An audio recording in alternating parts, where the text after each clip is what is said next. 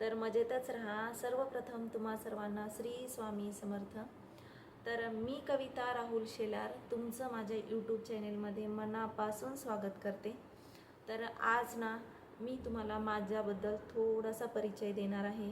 त्याचबरोबर मी आत्तापर्यंत बरेच असे ब्लॉग्स टाकलेले आहेत ज्यामध्ये ना तुम्हाला असं वाटत असेल की मी माझं स्वतःबद्दलचा कुठलाही परिचय आतापर्यंत असा एकही ब्लॉग्स मी बनवलेला नाही. त्याचबरोबर मी काही टूर्सचे म्हणजे आम्ही कुठेतरी फिरायला गेलेलो तिकडचे ब्लॉग्स टाकलेले आहेत. त्याच्यामध्ये तिकडून काय आणलेलं आहे काय नाही मला त्याबद्दलही तुमच्याशी काही शेअर करायचं होतं आणि मी तुम्हाला बोललेली मी त्यावरही एक ब्लॉग्स बनवेन. तर त्याबद्दल पण आज मी थोडंसं काही बोलणार आहे. त्यानंतर बघा टूर्सला जिकडे गेलेलो आम्ही तिकडे किती खर्च आला, कसं गेलेलो त्याबद्दलही तुम्हाला मला सांगायचं होतं. तेही मी आज माझ्या ब्लॉग्समध्ये सांगणार आहे.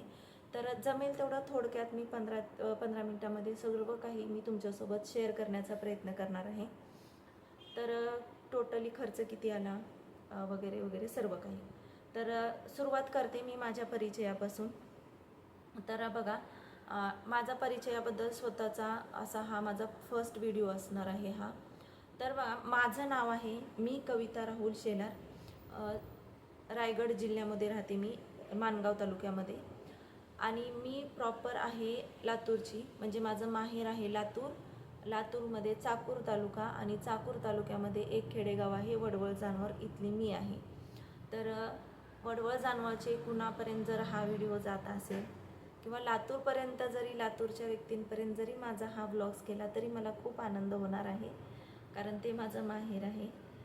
आता त्यानंतर बघा आणि माणगाव तालुका आहे रायगड जिल्ह्यामध्ये, तिथे मी राहते. आता तिथे कुठे राहते हे मी डिटेल्समध्ये तुमच्याशी शेअर नाही करू शकत, तर तुम्हीही समजून घ्या. तर आता आपण वळूयात मेन मुद्द्याकडे. तर बघा माझं जे एज्युकेशन आहे ते मुंबईमध्ये म्हणजे 12थपर्यंत गावी झालेलं आहे आणि जे माझं ग्रॅज्युएशन आणि पोस्ट ग्रॅज्युएशन आहे ते मुंबईमध्ये झालेलं आहे. मुंबईमध्ये मुलुंड आणि भिवंडीमध्ये झालेलं आहे.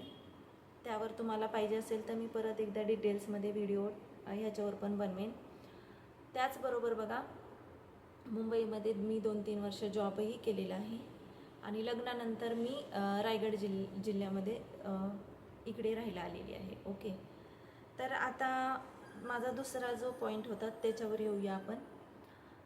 आतापर्यंत मी भरपूर ब्लॉग्स टाकलेले आहेत, मला व्ह्यूज बऱ्यापैकी येत आहेत, पण माझे जे सबस्क्रायबर आहेत ते जसे पाहिजेत तसे वाढत नाही आहेत.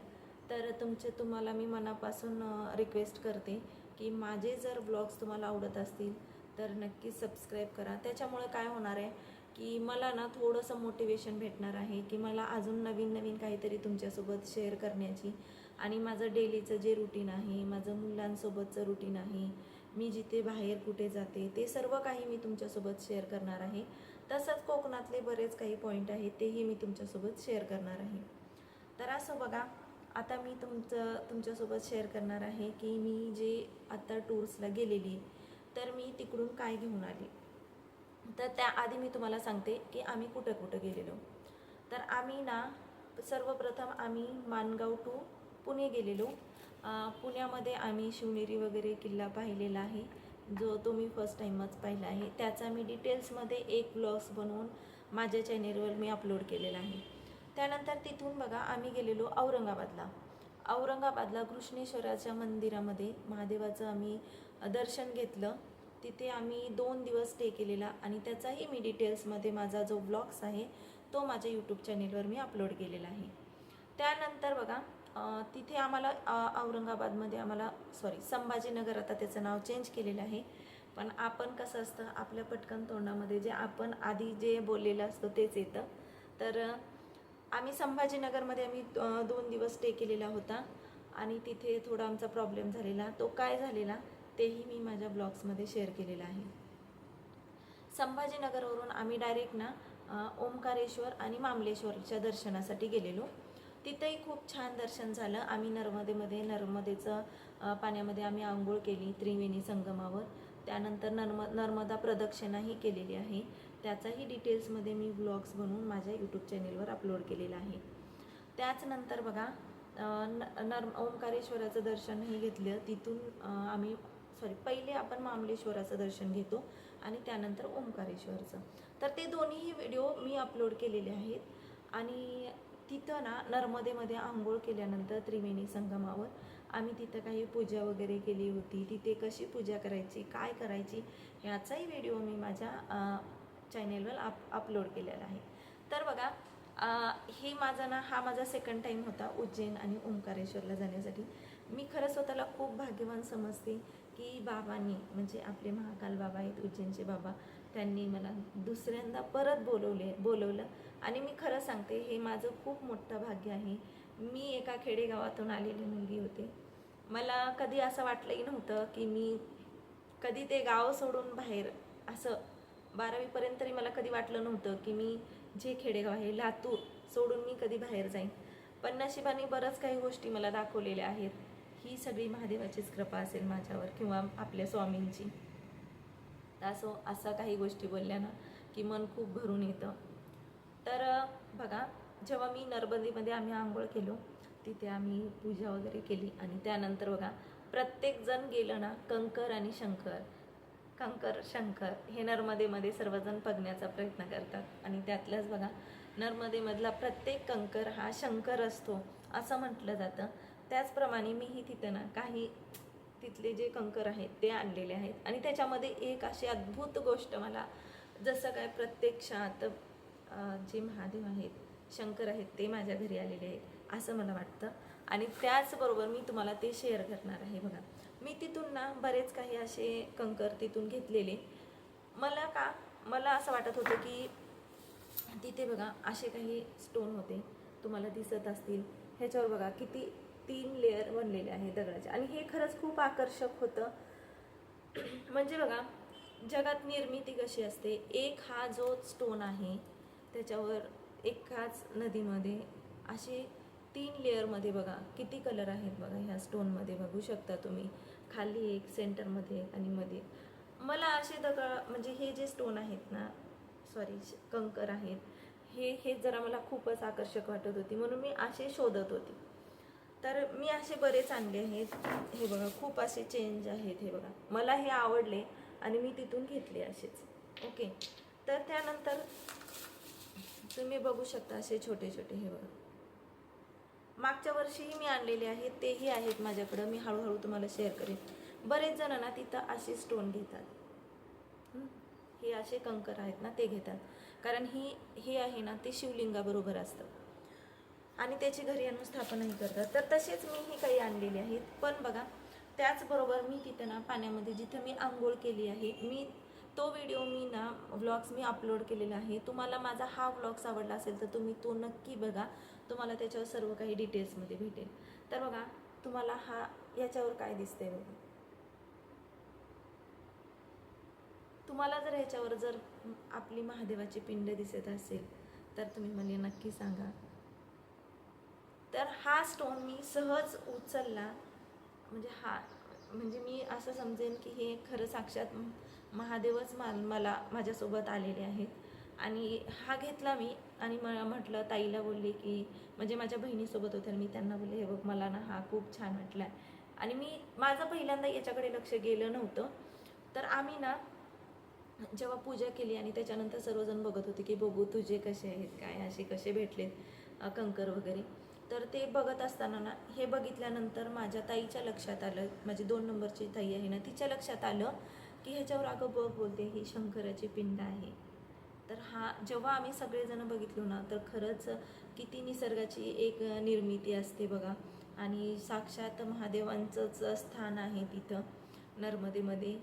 तर तिथं हे भेटल्यानंतर मला खूप छान वाटलं. बघू शकता तुम्ही, पिंडीचा आकार आहे ह्याच्यावर. तर जेव्हा महाशिवरात्री येईल ना, तेव्हा मी ह्याच्यावर अभिषेक घालून ना मी याची स्थापना करणार आहे. कारण हा माझ्यासाठी खूप खूप मोठा एक साक्षात्कार होता महादेवांचा. तर असो,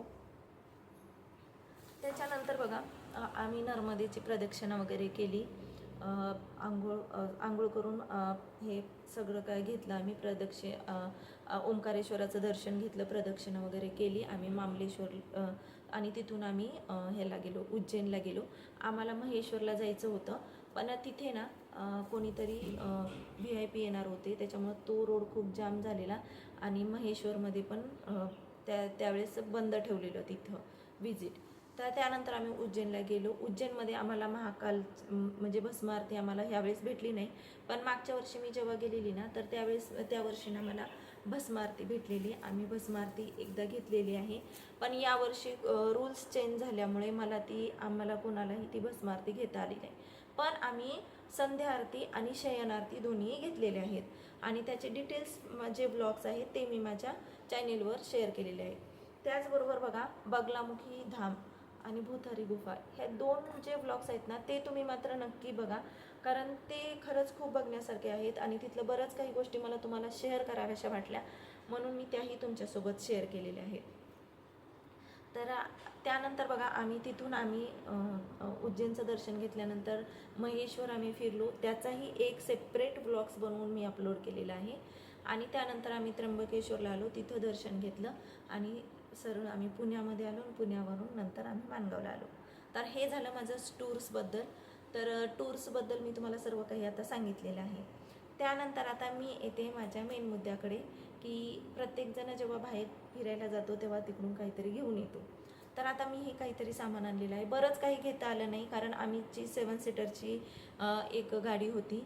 ड्रायव्हिंग माझे मिस्टरच करत होते, आणि जे 7 सीटरची होती, पण त्याच्यामध्ये आम्ही कमीत कमी 7-10 माणसं आम्ही होतो. तर सामान प्लस बॅगा म्हणजे 7 मोठी माणसं आणि माझी 2 लहान मुलं, 9 आणि 3 लहान मुलं होती, 9-10 अशी माणसं होती. त्याच्यामुळं ना मी जास्त काही आम्ही कुणीही खरेदी जास्त केली नाही तिकडे, कारण आपलं जे 10 दिवसाचं टूर्स होतं, 10 दिवसामध्ये जेवढे कपडे होते ते सर्व काही, आपलं जे लागणारं सामान असतं ते, आणि त्यानंतर आम्ही जेवणाची वगैरे सगळं काही सोय आम्ही सोबत करून घेऊन गेलेलो, गॅस सिलेंडर वगैरे. त्यामुळं आम्ही जास्त काही खरेदी केलेली नाही. पण आपण आता देवस्थानाला जातो, तर तिथून आपण बऱ्याच काही देवाचं जे सामान असतं ना ते तिथं चांगलं भेटतं. तर प्रत्येक लेडीजला तरी असं वाटतं की आपण काहीतरी घ्यावं देवासाठी, पूजेसाठी वगैरे असं. तर मीही तिथून काहीतरी घेतलेलं आहे, तर मी आज तुमच्यासाठी ते शेअर करणार आहे. ऑब्वियसली आपण महादेवाच्या मंदिरात जातोय, महादेवांचं दर्शन घेतोय, तर त्यांच्यासाठी काहीतरी घेऊन यावं म्हणून मी ना हे स्टँड घेतलं आहे बघा. हे स्टँड घेतलं आहे, आणि त्याच्यावर हा जो आहे हा कलश घेतलेला आहे, तो याच्यावर ठेवण्यासाठी. हे बघा, तुम्ही बघू शकता. माझ्याकडे महादेवाची पिंड आहे आणि त्याच्यावर स्टँड पण आहे, पण तो खूप छोटा होता, आणि हा जो होता ना कलश, तोही खूप छोटा होता. तर मला थोडंसं मोठं पाहिजे होतं, म्हणून मी हे घेतलेलं आहे. ओके, तर हे मला तुम्हाला शेअर करायचं होतं. बऱ्याच दिवसापासून हा माझा टॉपिक आहे तो पेंडिंग होता, तर म्हणून मी आज म्हटलं वेळ काढून, मी आज क्लासलाही गेली नाही, तर आज मी म्हटलं तुमच्याशी हे शेअर करावं. हे बघा, हे स्टँड घेतलेलं आहे.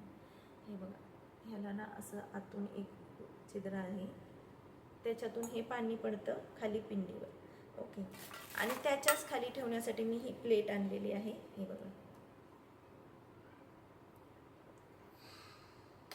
ओके, तर ही प्लेट ह्याच्यामध्ये ठेवण्यासाठी आणलेली आहे. पुरेपूर हे बघा, ही ह्याच्यामध्ये बसते. मी बघूनच आणलेली आहे, कारण ह्याच्यामधलं जेव्हा पाणी पिंडीवर पडेल ना, तर ते पाणी कुठेही बाहेर जाऊ नये किंवा खाली देवघरामध्ये पडू नये, म्हणून मी ही ना अशी प्लेट आणलेली आहे, पितळेची. ओके, त्यानंतर बघा, हे धूप दाखवण्यासाठी ही धूपदाणी आणलेली आहे मी. तर ह्याची साईज तुम्हाला मी माझ्या हातावर घेऊन दाखवते. हे बघा, आपला जो तळ हात असतो ना, तर तेवढी आहे. तर ह्याच्यावर प्राईस लिहिली आहे 300, पण ही मला दिलेली आहे 250 रुपयाला. आणि हे स्टँड आणि हे दोन्ही मिळून मला दिलेलं आहे 400 रुपये. आणि हे दिलेलं आहे त्यांनी 250 रुपयाला. याच्यात कुठलीही किंमत त्यांनी कमी केलेली नाही आहे. त्यानंतर बघा, हा जो दिवा आणलेला आहे मी, माझा जो आहे तो देवघरामध्ये खूप छोटासा दिवा आहे, तर मला थोडासा मोठा पाहिजे होता, म्हणून मी हा मोठा दिवा घेऊन आलेली आहे. बघा, ह्याला निरंजन बोलतात आमच्या इकडे. तर हे बघा, ह्याची पण साईज दाखवते मी. आपल्या तळ हात असतो ना तेवढंच आहे हे बघा. आणि हे मला दिलेलं आहे त्यांनी 250 रुपयाला. 250 रुपयाला त्यांनी दिलेलं आहे. पण मला खरंच खूप आवडला, मला एवढा पाहिजेच होता.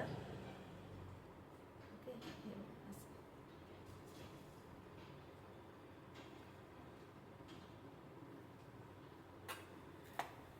तर आता अजून काय आणलंय मी, तर हे बघा.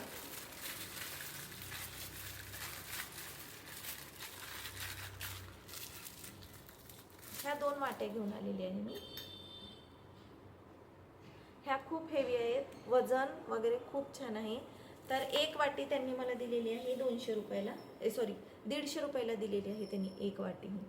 हे बघा. आणि ही खूप अशी हेवी आहे, हलकी नाही आहे वजनामध्ये, वजन आहे याचं.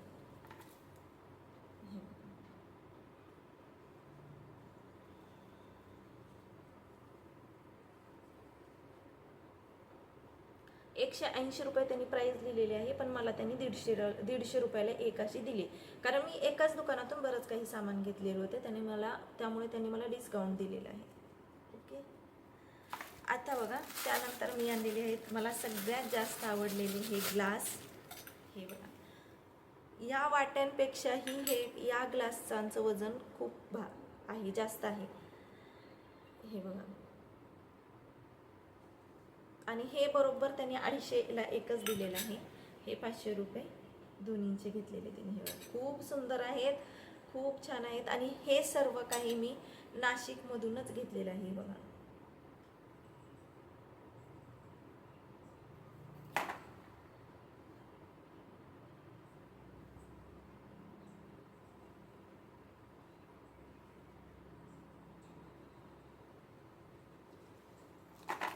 तर हे ह्या 2 वाट्या, त्यानंतर हे निरंजन, हे धूप, जे धूप लावतो आपण ते, ही प्लेट आणि हे स्टँड. बस मी एवढं सामान घेऊन आलेले आहे. आणि हे सर्व सामान मी नाशिक त्र्यंबकेश्वरमधून घेतलं आहे. तर बघा, आता मला जे काही शेअर करायचं होतं ते मी शेअर करून झालेलं आहे. आता अजून एक टॉपिक राहिला आहे माझा, तो म्हणजे खर्च किती आला. तर बघा, एका गाडीमध्ये आम्ही 3 फॅमिली होतो. तर पर फॅमिलीवर आम्ही खर्च आम्ही केलेला. जो पण खर्च होईल तर 3 फॅमिलीमध्ये डिवाईड केलेला. तर आमचा एका फॅमिलीला आम्हाला 15,000 रुपये खर्च आला. त्याच्यामध्ये आपलं खाणं, राहणं आणि जो गाडीचा खर्च होता, गाडी आम्ही रेंटने घेऊन गेलेलो, गाडीचा खर्च, त्याचबरोबर पेट्रोलचा आणि टोल, CNG, हे सर्व मिळून 15,000 रुपये पर फॅमिली पडलेली आहे.